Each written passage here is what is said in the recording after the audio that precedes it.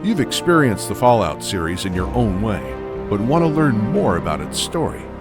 Well, to get to the heart of the story, you have to go back to the beginning.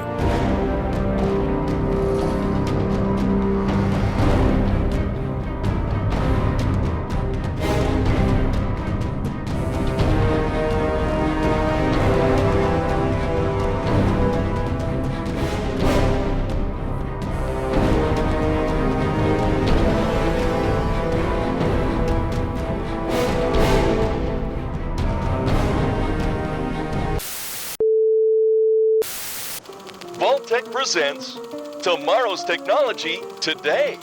At Vault-Tec, we're more than just America's first choice in vault technology.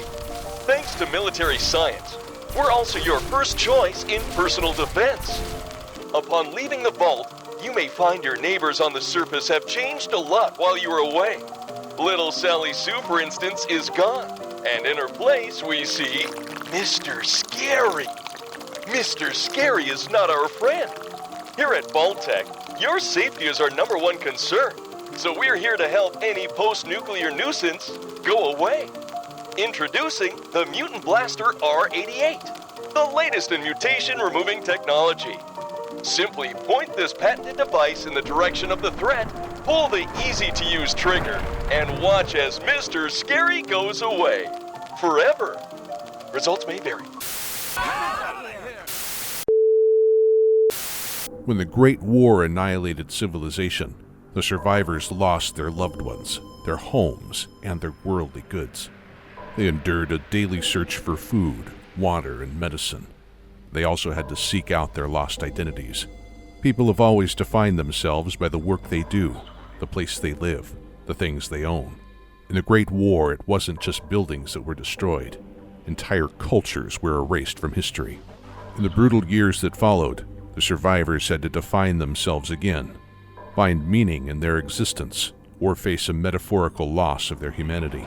But a much more literal threat to their humanity was already in place, waiting quietly beneath the desert for someone to stumble across it.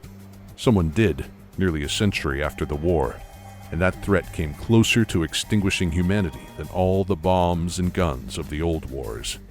A single neutron passing through a strand of DNA can cause a cancerous tumor, but a lifetime of exposure to unprecedented amounts of atomic fallout will have wildly unpredictable results.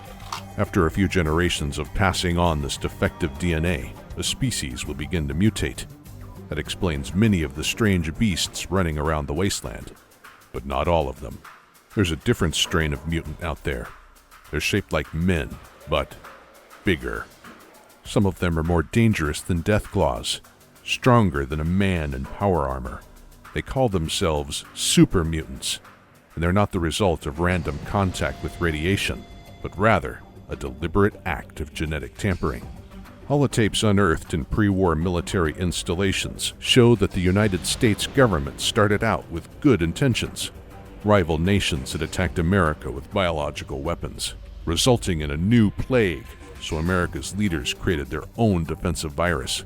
The plan, originally, was to make a germ that would mutate America's population just enough that they would become immune to the viruses that the enemy might use. In a sense, this forced evolutionary virus worked, but the effects were much more drastic than anticipated. The animal test subjects mutated by it were not only resistant to common biological weapons, they also grew stronger and more intelligent, but monstrously deformed. In Maryland, the virus was placed in a Vault-Tec vault and used as part of their cruel experiments.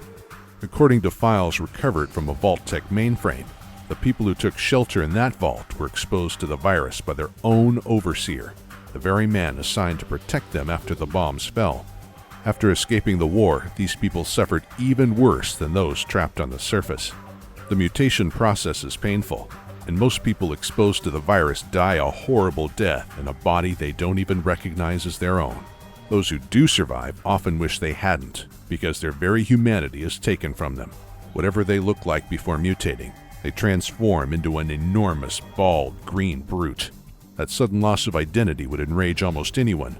Maybe with enough therapy, a person could come to terms with their new body. But most of the poor creatures suffered from another side effect: reduced cognitive capability. Despite the virus's potential to increase intelligence in some people, most of the super mutants on the East Coast were just plain stupid. In fact, many of their brains were too small to perform even basic autonomic functions like breathing. For those that survived, there were some positive trade-offs. Their strength increased tremendously, as did their size. Even the small ones are nearly 10 feet tall. In the capital wasteland, these beasts continue growing throughout their existence. Wanderers have reported fighting super mutants that are 15 feet tall, and foolhardy adventurers have pumped hundreds of bullets from assault rifles into mutant overlords without bringing them down. Scouts from the Brotherhood of Steel even claim to have fought super mutants that are 20 feet tall and can survive a direct hit from a mini-nuke. The only factor that keeps them in check is that they are infertile and cannot reproduce, at least not the way that they did when they were still human. The first mutants created in that horrid vault might not have been as intelligent as the humans who created them, but they had strength and righteous fury on their side.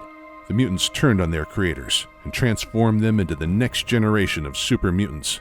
And in time, the vault was nothing but mutants, alone, undying, and just intelligent enough to know that they had been betrayed by humanity.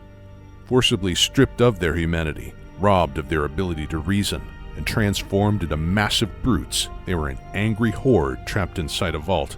Rage and boredom are an unstable mixture, and eventually that vault burst. Hundreds of super mutants emerged into a wasteland where their enhanced physical abilities made them better suited to survive than the humans around them. The disorganized humans had only one advantage, and that was their numerical superiority. Outnumbered and unable to breed, the mutants were still cunning enough to understand that they had to boost their ranks by kidnapping humans and exposing them to the virus. Further west, things were more complicated. California and the West Coast had their share of trouble with super mutants, but those mutants, they didn't just suddenly pop out of a vault and rampage like mindless savages. The mutants of the Wasteland's core region were the result of a misguided plan to set the world right. The mutant army was smart enough to scour the lands for new humans to mutate, and to select people with little exposure to radiation. Using humans with DNA undamaged by radioactivity meant they were more likely to keep their intelligence after mutating. The size and capability of this inhuman swarm grew, always hungering for the purest human DNA to serve as the building blocks of a master race. This was before the new California Republic had solidified, before the Enclave chose to reveal itself, back when the Brotherhood of Steel kept their technology closely guarded. There was nothing to stand against an army with such organization, such single-mindedness, such unity. Who they had been before no longer mattered. The super mutants weren't divided by old-world notions of race, and they did not bicker over religious beliefs, for they all worshipped the same dark god and claimed that they could hear his voice in their heads. Did this dark god exist? Were the mutants led by some cunning mutant general? Could the master race have a master of its own? Someone or something was certainly behind this new unity movement. No doubt, through much trial and error, this dark god created generations of flawed beasts before finally discovering that the FEV works most effectively on people who have low levels of radiation exposure. Access to pre-war computers revealed that the wasteland held secret communities of uncontaminated vault dwellers whose gene pools had been protected for generations deep beneath the earth where the radioactive fallout couldn't reach them. It's ironic that the super mutant master was done in by the actions of one of these vault dwellers. Regardless of how it happened, with their master gone, the mutant army scattered. The former elite guard of the mutant army have taken the fall of their master the hardest and have become an unpredictable menace. These Nightkin, as they call themselves, were once the best of their species, augmenting their strength and cunning with pre-war stealth technology. They are usually still in possession of the rare Stealth Boy devices and use them without concern for the harmful effects of prolonged exposure. After decades of constant use, their minds have degenerated and their skin is darkened to a distinctive gray.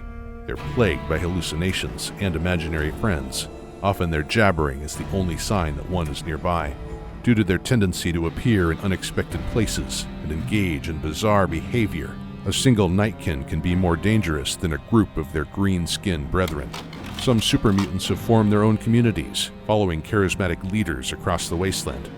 Turn a radio to the right frequency in the right parts of Nevada, and there is a broadcast coming from a mutant girl who thinks she can take the Master's place and guide the mutants to a new utopia.